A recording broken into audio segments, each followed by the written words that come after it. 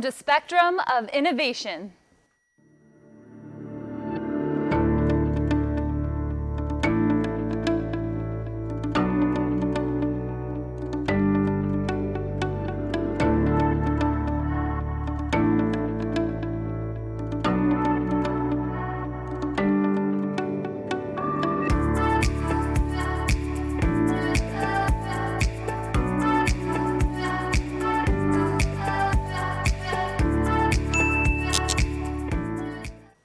Hello, I'm Jessie Bobby, and this is Spectrum of Innovation, your trusted news and information source for Riverside County. Welcome to Season 2. After our live stream, you can find our complete episode as well as the individual segments on our website, spectrumofinnovation.org. And this is where you can also watch our past episodes from Season 1. Did you happen to catch the highlight show? Be sure to subscribe to our YouTube channel where we post news updates from our SOI training crew and keep you in the know about Riverside County. You can also find us on Temecula and Murrieta's community access channels, as well as on Rivco's TV access channels throughout Riverside County. We are so excited to welcome new viewers to our show. Many Riverside County residents are heading back to school. With that in mind, we've made education the focus of today's episode, so let's get right into it. Do you know what CTE stands for? It's the acronym for Career Technical Education. In the past, high schools offered classes in non-academic areas, such as woodworking, automotive, and cooking. But they were phased out over the years due to a focus on academic A through G college prep classes. Career Technical Education, referred to as CTE, brings career readiness and exploration resources back to train students for their future. Gabriela Venturo has more. CTE, or Career Technical Education programs, are making a huge impact in Riverside County, providing high school students with more class choices and the opportunity for career exploration. Well, career technical education is a different model from the traditional American liberal arts model, where we prepare students to go on to college and then they get their career. We kind of flip that paradigm and we want them to think about what is the career that you want and then backwards plan so that you're choosing the right stepping stone to get there. It combines an opportunity for students to apply their academic skills and also learn some soft skills, which we call career-ready skills, and then it teaches them the technical skills they need for their trade. Career technical education is actually designed and taught and delivered to support all students, whether they want to go to college or whether they want to go right into the workforce or whether they want to join the military. Probably the most beneficial thing that CTE students get to do that other students don't is the work-based learning.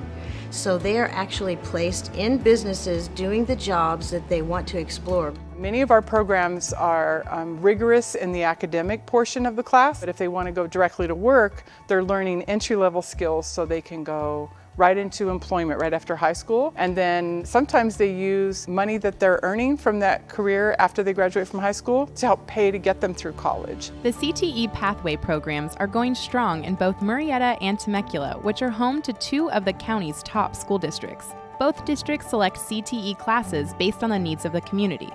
Well, this is our first year course of a 3-course pathway, and this is the introductory course, so I hope that they learn information regarding various health careers. Many times at this stage, they're interested in healthcare, potentially, but they really don't know exactly what they want to do with it. A lot of times they actually make that decision this year, because we talk about various health careers, and then sometimes they decide healthcare is not for me. And so this is a great exploratory type class for that. I got to explore what the medical field is like, and I was previously into psychiatry, but I got to explore what it was actually like in that class, and I decided I want to be a practitioner instead. I'm in this class because I hope to be an EMT in the future, and then after that I'm going to go into nursing. One of the exciting pathways that we're building is the Information Communication Technologies pathway. We're calling it computer science or cybersecurity because that's where it's going to lead. And that is huge. We can't outsource cybersecurity. So we're trying to grow local. Southern California has a huge demand for it, but it's really a national thing. I really hope that they're able to get a better understanding and experience of what's out there in computer science and cybersecurity. and that they leave with a certification. Up on that wall over there is the certification for Microsoft Network Fundamentals. With the Murrieta Fire Department and the City of Murrieta, we have decided that we're going to be building a fire science pathway. So the Murrieta Fire Department has been extremely generous in donating 2 fire engines to the Murrieta Valley Unified School District. Temecula chose our pathways based on what we knew the interests of our students and our community were. We chose by meeting with different industries, auto dealers. We met with the Manufacturers Council. We met with the Chamber of Commerce. And then we do a lot of statistical research that projects into the future to see where jobs are going to be needed and what kinds of jobs. Well, Temecula has 11 pathways right now. Everything from arts, media, and entertainment to communications to, of course, culinary. We're here in the Temecula Valley High School beautiful culinary center. One thing that was very notable was we had a hamburger competition. Now, this isn't your regular burgers. The chefs at Pechanga, each one of the different restaurants, adopted a culinary student from CTE, and they developed what kind of burger they were going to make, and it really provided a great experience. In addition to hands-on training, CTE offers resources for students to expand their connections, which helps them to find internships, apprenticeships, and even a pathway to a full-time career. We've had a great strategy of working closely with MSJC and the City of Temecula to place our interns. And in fact, our automotive interns, we've had 4 placed for internships last year and this year, and out of each of those groups of 4, 3 of them were hired. CTE is becoming a priority for students. These CTE pathways have been very fortunate to be funded through Perkins funding at the national level, but also now our state is providing grant funding through CTE incentive grants and also our strong workforce program grants. TVUSD has made it a priority with our district funding and our site funding to provide the technology so that we can keep industry standard equipment, keep industry standard software, whatever it might be that students are going to need to be exposed to and know about when they enter that workforce. Here in the arts, media, and entertainment industry, we give students an opportunity to put their work out there into a real-world setting where they have an opportunity to make a difference. Career technical education pathways offer many students opportunities to turn their passions into careers. Whether they are looking for employment after high school or plan on attending college, CTE provides students of today a pathway to the future of tomorrow. CTE programs sure are having an impact on students in Riverside. Our Inland Regional program here at JDS Creative Academy is very similar to a CTE video production pathway taught to high school and college students. Our program participants are job training in all aspects of video production and editing, with a goal of using these skills to find jobs. You can learn more about our program as well as the CTE pathways in Riverside County schools at spectrumofinnovation.org. Now it's time for the Need to Know segment of SOI, where we bring you up to date on Riverside County's current happenings. Congratulations to the City of Temecula. They were recently selected to receive a highly competitive $50 million grant from the U.S. Department of Transportation. The funds will be used to start Phase 2 of the French Valley Interchange to help minimize traffic congestion at the I-15-215 connection. There will be 2 additional northbound lanes running north from Winchester Road to the interchange. One lane will carry vehicles onto the northbound 215, and the other will take vehicles onto the 15 via a flyover ramp. The contract goes out for bidding at the start of 2020. Did you know that Menifee is the 7th fastest growing city in California? The population is expected to swell to over 104,000 by 2020. And the city is investing over $170 million in infrastructure and traffic improvements. As the county's newest hotspot, it's attracting so many young families into the area. The average age of Menifee residents has dropped from 50 years old to 38. All this growth is really exciting, and SOI is currently working on a deeper look into all that's happening in the area. So that story, it will be in our October show, so be sure to tune in then. Education is the foundation for many opportunities. However, when it comes to obtaining advanced college degrees, in Riverside County, opportunities are limited. Currently, there are only 3 public university campuses, 6 public community colleges, and a variety of private higher ed institutions, which might seem like a lot. But a growing population of over 2.5 million people require more resources to keep up with demands. Fortunately, California State University San Marcos in Temecula helps accommodate higher education needs and has plans for expansion.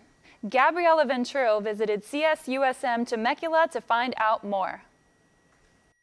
Cal State University San Marcos Temecula campus was brought to the area 10 years ago. It currently offers programs and subjects ranging from kinesiology to nursing to business and aims to provide education and training that is creative and flexible. CSUSM Temecula is the only public university in Southwest Riverside County that offers continuing education for bachelor's and master's degrees, in addition to certificate programs. I am here with Ed Ashley, who is the new Associate Vice President of California State University San Marcos Temecula.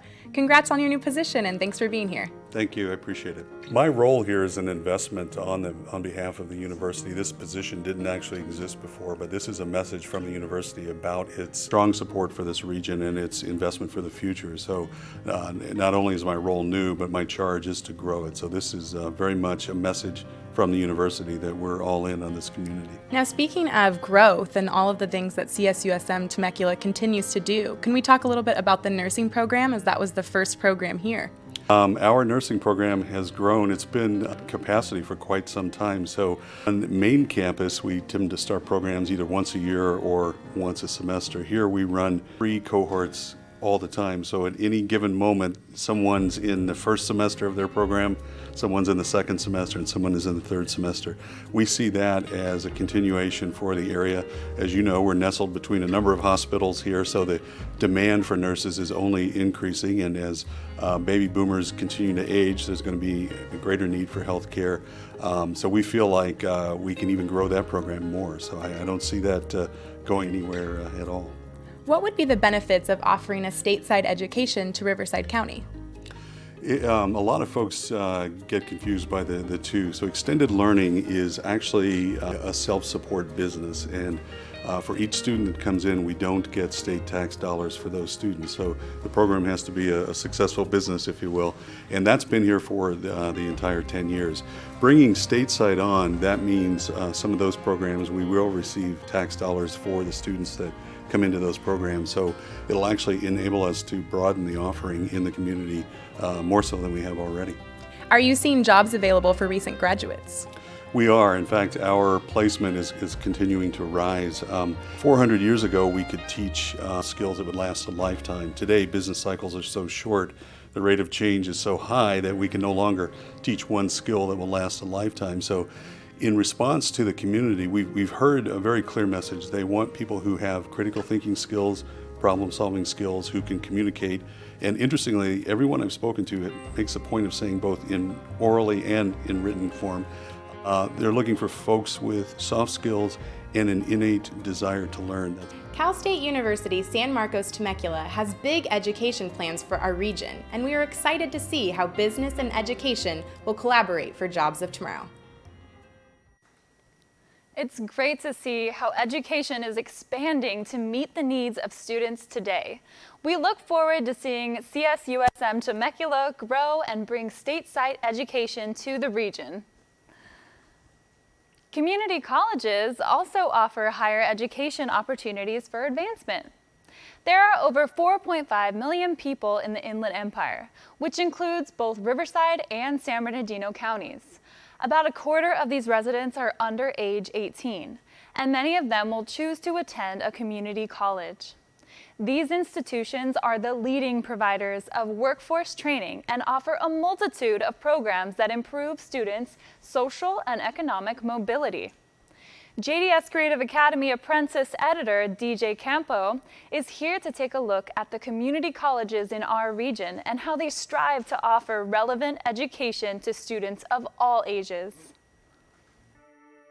Did you know that half of the college students in America attend a community college?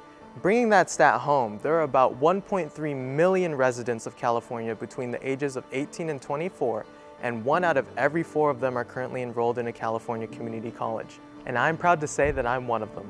Last school year, a record number of California community college students earned credentials. All these students attend with different goals in mind. Some go on to 4-year universities, while others utilize their community college education to find skilled careers in a variety of different sectors.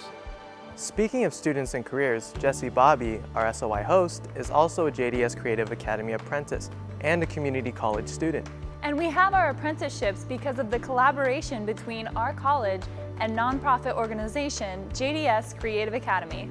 Our apprenticeship provides us paid hands-on experience while we complete our digital media certificates at MSJC, giving us an added advantage in starting our careers. Recently, I sat down with Suzanne Mata from the San Bernardino Community College District to find out how industry and community colleges collaborate so that students are put on the right path to their future careers. There's 115 community colleges, and they're divided into 10 regional areas across the state.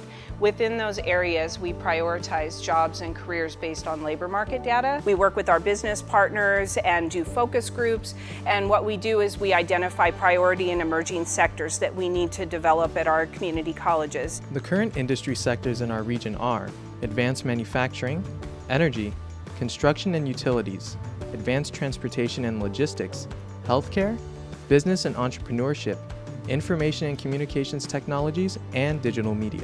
Tell us how the industry you work with and community colleges work together. I work in the information, communication technologies, and digital media sector. On the digital media side is going to be your TV, radio, film, animation, digital media, video production. On the information, communication technology side, we identified that cybersecurity was really a top priority for us. We know that the companies have high needs for skilled workers in cybersecurity, so we have several colleges that have been doing really great things in the cybersecurity area. The community college regions are further divided into districts. The Mount San Jacinto Community College District covers southwest Riverside County with campuses and classes offered in San Jacinto, Menifee, Banning, and Temecula. Temecula's MSJC students currently take classes at the Temecula Higher Education Center and the Temecula Education Complex. MSJC recently purchased a new 2-tower building in the center of Temecula, which will change the future of higher education in the southwest region. One of the towers, we call Tower F for now, to open up in fall of 2020. We're looking to serve 1,500 students, and then our plan is to eventually and gradually go up to 6,000 students a semester. I see it as a benefit because it's going to allow us the opportunity to provide education right here in the Temecula Valley, to have even stronger partnerships with our businesses and our industries. We're really intent on making sure that our programs are new, that they're relevant, that they're responsive to the community. We're working to partner with 4-year schools in the area, and we've been in communication with several of them, CSU San Marcos and UCR and a number of others, to develop really a university center in the second tower. We really hope to develop a one-stop shop where students can really find their way all the way through community college and into their 4-year programs. Community colleges also strive to benefit adults who are older than the typical college ages of 18 to 24. They offer continuing education opportunities and provide a place for those 25 years and older who may not have obtained higher education after high school. What's being done to attract and retain older students in the community college? 26% of our student population is actually over the age of 25. I'm trying to attract older students that are currently working and maybe needing to upskill and get additional training. Training the older students, they bring longevity, they bring commitment, they bring expertise and experience. So by retraining them and bringing them back into the workforce, I feel they have value that they can give, not only to the employers, but also to our younger population as well. As we look to expanding, as we look to really building, I think it's really our older population that's going to bring some of that expertise and experience back into our education. Businesses also recognize the importance of helping underserved populations, such as those with disabilities, veterans, and foster youth achieve a college education. Recently, Bank of America awarded the Riverside Community College District a $25,000 grant, which they plan to use for workforce development and education pathways for historically underrepresented populations. The outlook for community college students looks bright, especially with businesses ensuring that these students are provided with the up-to-date training our changing workforce requires. It's a collaboration that will put our country on the right path well into the future. Community colleges are on the forefront of creating career opportunities for students. And with their partnerships with businesses and industries, the future looks bright for workforce development in our country. Coffee time. Did I get your attention there?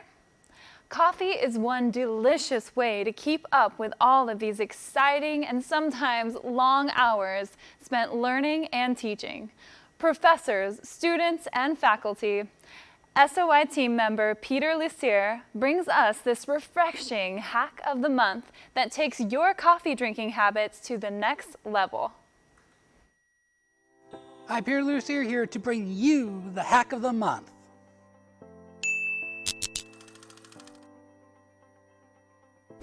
Coffee is great, and for some it is one of the basic necessities of life.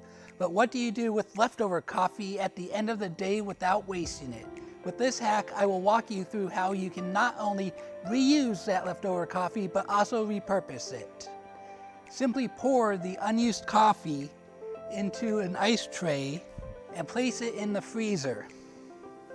After they freeze, you are ready to go. With these coffee cubes, you can now create iced coffee without diluting the taste as normal ice would. You can also add one to your morning cup of coffee if it is too hot to drink and you don't want to wait for it to cool down naturally.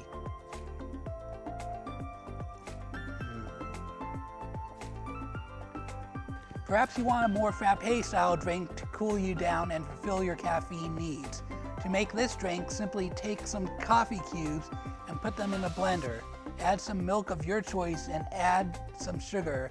Then simply blend until you have a creamy consistency. This is, of course, just the base drink. Add chocolate syrup to it to make some mocha frappe, or add the frozen cubes to hot chocolate to make an iced mocha. Don't like coffee? No problem. The same trick can be applied to tea, fruit juice, or even soda to keep the respective drink from being watered down. There you have it, folks. Easy uses for leftover coffee and any other beverage you don't want to water down or waste. This is Peter with your Hack of the Month, signing off.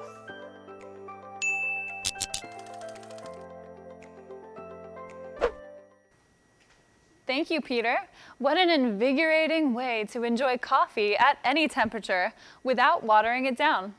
We'll have even more coffee hacks for you on our website. Riverside County is the 10th most populous county in the U.S. and the 4th largest in California.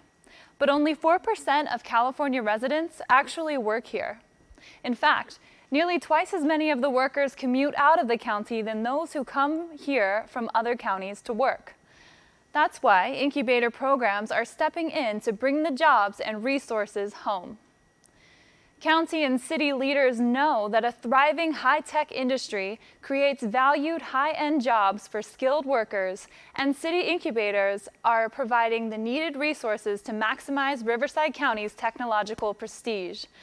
For today's Voice of Innovation segment, Gabriela Venturo explores one of these incubators in the county. I am standing outside of what used to be Murrieta City Hall building. It is now home to the Murrieta Innovation Center, which was formed 4 years ago. Since then, it's helped many local innovative businesses get their start in the area. It sounds intriguing, doesn't it? Let's go check it out.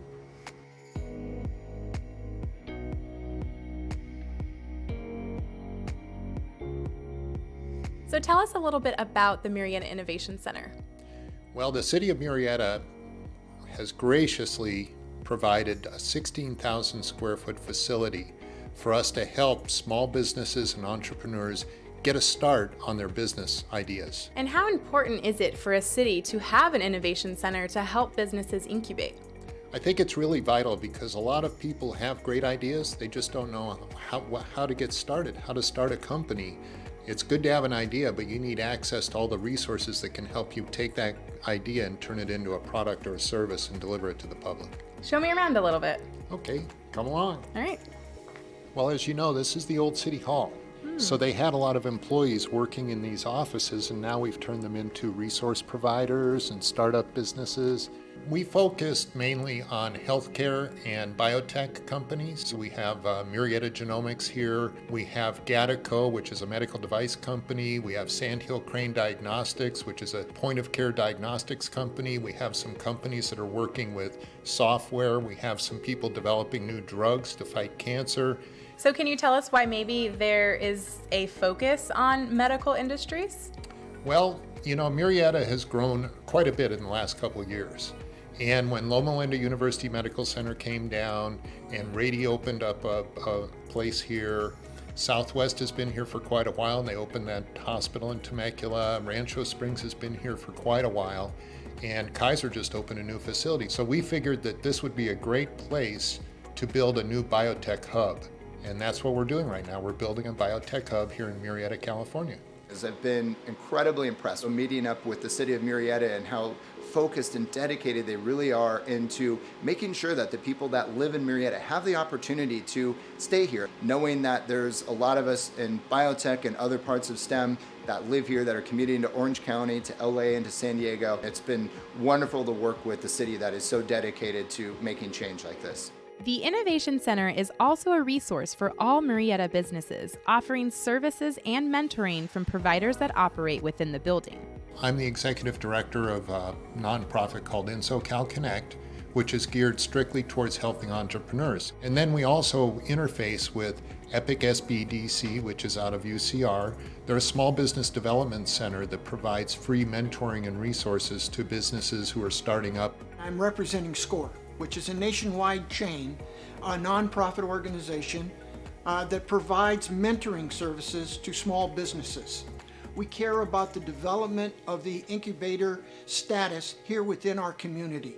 Not only does the Innovation Center get businesses started, they also offer important connections for both established and aspiring entrepreneurs in the community.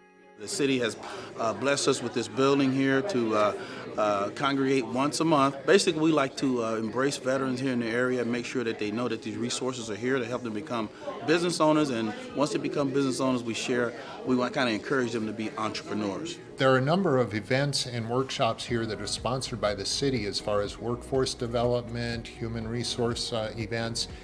These are all geared towards helping established business owners continue to grow their small business. So we also have a lot of events that are geared towards the facility. Like in June, we put on a big event at the Bear Creek Country Club, which was in JP Morgan, Microsoft, a lot of big companies, the Water District. And so these kind of events are what attract investors, entrepreneurs, startup small business owners, and veterans who want to create something new and innovate something, and that's what the Innovation Center is all about.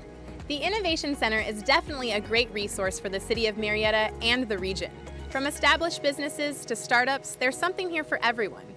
I invite you to come discover what innovative opportunities might be here for you too. Now that's putting innovation to work. As great minds come together and collaborate, technology will advance and solutions will be discovered. To find out more about the Murrieta Innovation Center and other incubators in the county, go to spectrumofinnovation.org, where we will post the links to keep you in the know. Speaking of being in the know, it's time for our In the Know segment to ensure you're up to date on Riverside County's current happenings. First, some sports news. The Storm baseball team made a tremendous comeback on August 14th with 10 consecutive home runs back-to-back. It was one of the greatest comebacks in Storm history, so be sure to head over to Lake Elsinore Storm on Labor Day to cheer them on as they played their last game of the season. Now on to more community events near you. Tonight, if you're in Menifee, and you're looking for some entertainment, be sure to check out Live Music by the Pond 2019. From 7 to 9 p.m., there will be music by local artist Johnny Martin, good food, and admission is free. The Palm Springs Comic-Con event will be held this Saturday through Monday, featuring legendary artists from Marvel, DC, and My Little Pony, with so much more. Brett Ewan, who voiced Mickey Mouse, and Bill Farmer, who voiced Goofy and Pluto, will both be there, along with several other famous writers, actors, and editors. Labor Day weekend is coming up, and there are plenty of things to do all over Riverside County. If you're in the mood for a good old-fashioned country fair, then head to the Norco, where they'll have live music, great food, entertainment, vendors, and 3 nights of rodeo and bull riding events. The low $10 admission price is good for all 4 days. Or maybe spending time in the cool indoor air conditioning is more your thing. If so, you should check out everything that they have going on at Riverside's libraries. Events include Minecraft for Kids on Saturday, August 31st. So good for their minds and gaming skills. A showing of Captain Marvel on Sunday, September 1st. Sounds like a marvelous experience. And Family Story Time, Monday, September 2nd. So cute and so good for everyone. It's free admission to all library events, and you can't beat free. Pechanga Resort and Casino in Temecula will be holding the 13th Annual Women in Business Conference on September 5th.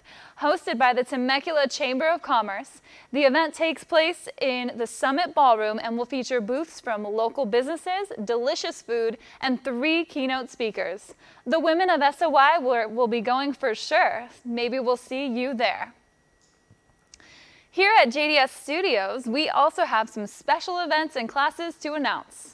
At JDS Actors Studio, we have acting classes for ages anywhere from 4 to seniors, industry workshops for those with a Hollywood dream, and a theater boot camp program. I teach the toddler class. If you have little ones ages 4 to 6, you can join me Mondays from 4 p.m. to 5 p.m. It'll build self-confidence and engage their big imagination. At JDS Creative Academy, our fall and winter productions taught by industry professionals launch next week. You see this dress that I'm wearing? It was handcrafted and created by Catherine Snodgrass, SOI's production designer, who teaches fashion design, stagecraft, and puppet theater. Did you know that our classes are VAPA and homeschool vendor approved? If you want to know more, check out this video made by our summer intern, Lisette Martinez, who found us through her CT8 program at Temecula Valley High School, and she's now studying video production at Cal State San Marcos.